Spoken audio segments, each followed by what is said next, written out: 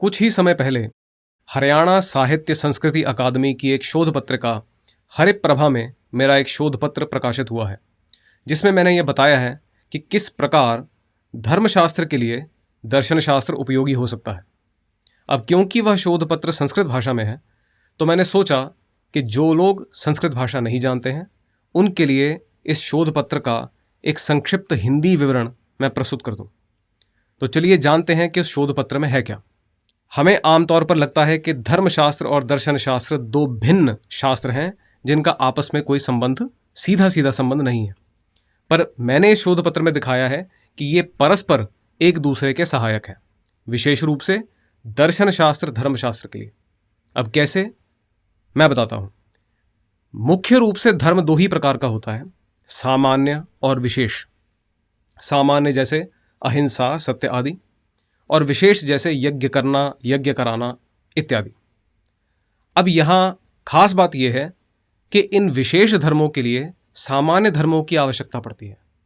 तो ये सामान्य धर्म है कौन से? मनुस्मृति के अनुसार ये सामान्य धर्म जिसका विधान सभी मनुष्यों के लिए है वो इस प्रकार है: हिंसा न करना, सत्य कहना, चोरी न करना, अंदर और बाहर शुद्धि रखना तथा इंद्रिय निग्रह, इंद्रियों पर नियंत्रण। अब इन सब में से जो मुख्य सामान्य धर्म है वो है इंद्रिय निग्रह या इंद्रियों पर नियंत्रण। वो क्यों? क्योंकि जब इंद्रियों पर नियंत्रण होगा तो बाकी धर्म किए जा सकते हैं। जब इंद्रियों पर ही नियंत्रण नहीं होगा तो बाकी धर्म सही से नहीं किए जा सकेंगे। अब हम सब जानते हैं कि इंद्रियों पर नियंत्रण करना बहुत कठिन है, तो इसका कोई उपाय होना चाहिए। तो मनुस्मृति में इसका उपाय बताया गया है ज्ञान। और कौन सा ज्ञान? विषय दोष दर्शन। जिन विषयों के पीछे हमारी इंद्रियां दौड़ती हैं, लपक कर पड़ती हैं, मन जिन चीज़ों के पीछे जाता है, यदि उन चीज़ों के तत्व का ज्ञान हो जाए, उनकी असलियत बाहर आ जाए, तो अपने आप ही मन वहाँ नहीं जाएगा, इंद्रियां वहाँ नहीं जाएंगी। इस प्रकार का ज्ञान। अब ये तो ठीक है, पर यह ज्ञान होगा कैसे? इसका आगे उपाय क्या है? तो इसका उपाय जो मैंने उस शोध पत्र में परामर्श दिया है, सलाह दी है, वो ये है कि हमारे जो प्राचीन दर्शन शास्त्र के ग्रंथ हैं, जैसे महर्षि गौतम का न्याय शास्त्र, महर्षि कणाद का वैशेषिक शास्त्र, ये कुल मिलाकर 6 दर्शन शास्त्र हैं जो आस्तिक माने जाते हैं, ये वेद को प्रमाण मानते हैं। इनका यदि श्रवण, अध्ययन आदि किया जाए तो ऐसा विषय दोष दर्शन रूप ज्ञान प्राप्त हो सकता है। और उसकी प्रक्रिया क्या है?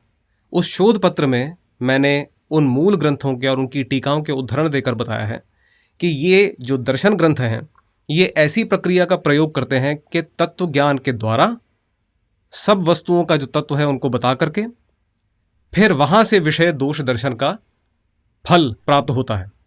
तो इस प्रकार इंद्रिय निग्रह का उपाय दर्शन शास्त्रीय ग्रंथों में है।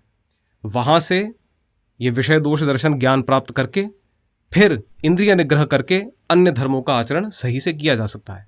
इस प्रकार से जो दर्शन शास्त्र हैं वे धर्मशास्त्रों के लिए उपयोगी हो सकते हैं। अब ये तो बात हुई इस शोध पत्र की। इसका जो लिंक है मैं डिस्क्रिप्शन में डाल दूंगा, आप वहां से ये शोध पत्र मूल संस्कृत में जो है उसे पढ़ सकते हैं।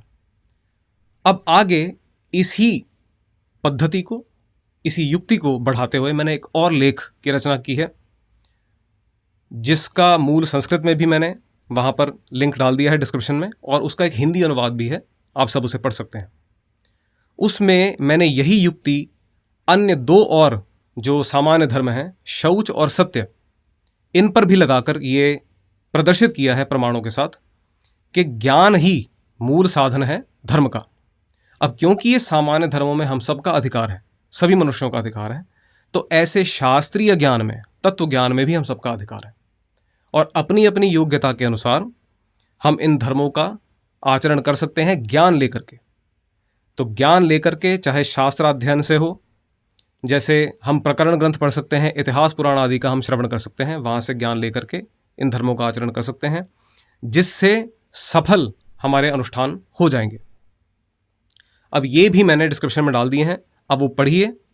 साथ ही अगर आपको इन लेखों को पढ़ने के बाद में कुछ प्रश्न मन में आते हैं, उसके लिए भी मैं एक लिंक डालूंगा, वहाँ आप अपने प्रश्न भी मुझसे पूछ सकते हैं। इतना कहने के साथ मैं इस वीडियो को समाप्त करता हूँ। धन्योस्मि।